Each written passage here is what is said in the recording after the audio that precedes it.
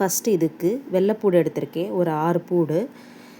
அதுக்கப்புறம் பச்சை மிளகா, உங்கள் காரத்துக்கு தகுந்த மாதிரி. நாங்கள் காரம் அதிகமாக சாப்பிட்றனால பெரிய பச்சை மிளகாவாக ஒரு 4 எடுத்திருக்கேன். அதுக்கப்புறம் புளியை வந்து காலையிலே ஊற வச்சுருந்தேன். ஸோ அந்த ஊற வச்ச புளியும் போடணும்.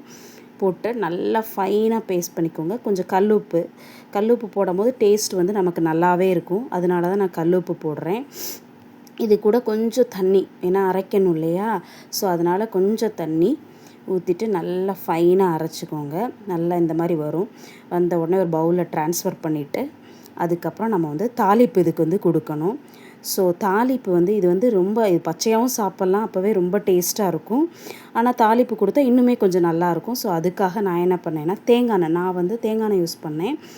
ஸோ கொஞ்சம் வந்து தேங்காய் எண்ணெய் வச்சுட்டு அதுக்கப்புறம் கடுகு, தேங்காய் எண்ணெய் நல்லா காஞ்ச உடனே கடுகு, கருவேப்பிலை இதை மட்டும் போட்டு நல்லா அதில் வந்து எண்ணெய் கொஞ்சம் நல்லா ஊற்றணும். ஏன்னா வந்து சட்னியில் அப்படியே மேலே அந்த க்ரீனிஷாக நல்லா எண்ணெய் மிதந்துருந்தால் ரொம்ப நல்லாயிருக்கும். இது சுட சுட இட்லிக்கு, தோசைக்கு, கப்பக்கிழங்கு இந்த மாதிரி இதுக்கெல்லாம் சாப்பிடும் போது அவ்வளோ டேஸ்ட்டாக இருக்கும்.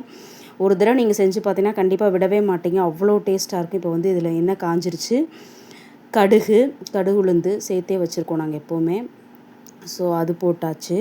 அது நல்லா பொரிஞ்ச உடனே கருக விட்டுறக்கூடாது, நல்லா பொரியணும். பொரிஞ்ச உடனே கருவேப்பிலை அப்படியே போட்டுட்டு ஸ்டவ்வை வந்து ஆஃப் பண்ணிடலாம். ஆஃப் பண்ணிவிட்டு அப்படியே தாளிப்பை வந்து அதில் வந்து போட்டுக்கலாம். இது வந்து ஒரு தடவை கண்டிப்பாக ட்ரை பண்ணி பாருங்கள். எஸ்பெஷலி வந்து இட்லிக்கு வந்து நல்லா சூடாக சாஃப்ட் இட்லிக்கு வந்து எத்தனை போகுதுன்னே தெரியாது வாயில், அத்தனை சாப்பிட்டுக்கிட்டே இருக்கலாம். நான் ஃபஸ்ட்டு ட்ரை பண்ணேன், சொல்ல மறந்துட்டேன். நானே வந்து ஒரு 6 இட்லிக்கு மேலே சாப்பிட்டுட்டேன். அவ்வளோ சூப்பராக இருந்துச்சு, ரொம்ப டேஸ்ட்டு. அதாவது உரப்பு, புளிப்பு, அந்த கார்லிக் போடுறோம்ல, அதுதான் அதோட ஹைலைட்டே.